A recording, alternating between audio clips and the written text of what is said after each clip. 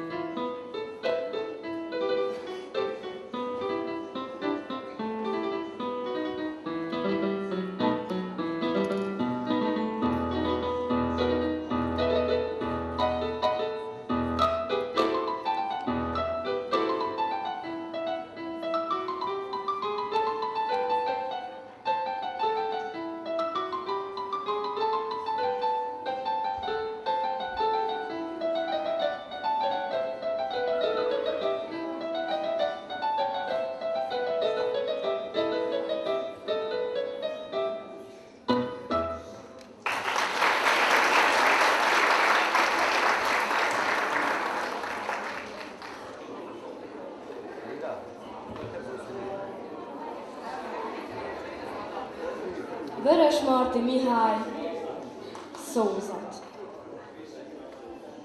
Hazádnak rendületlenül légy híve, ó magyar! Bölcsőd az, s majdan sírod is, mely ápol, s eltakar.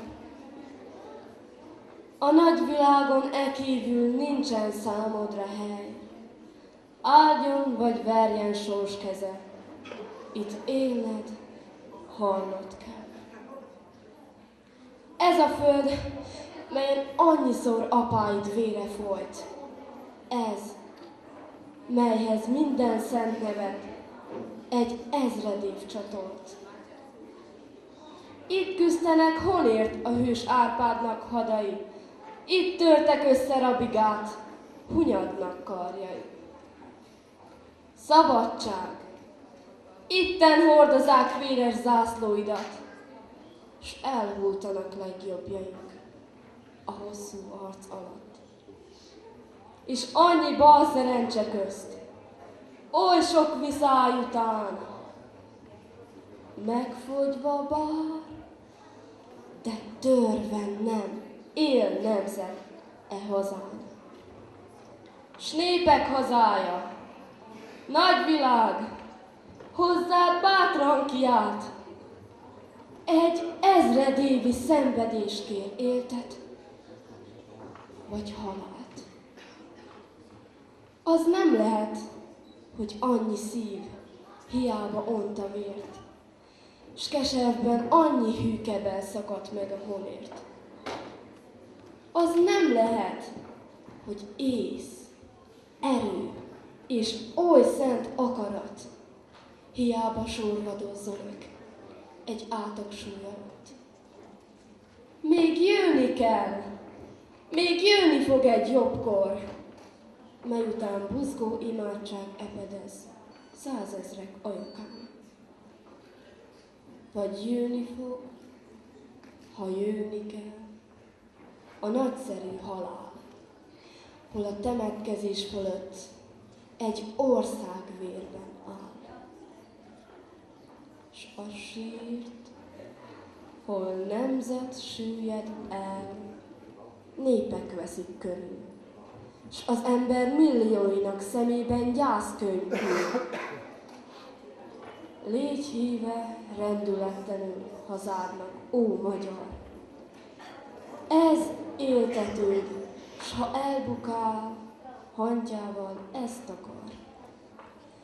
A nagyvilágon ekívül nincsen számodra hely, áldjon vagy verjen sors keze, itt élned, halnod kell.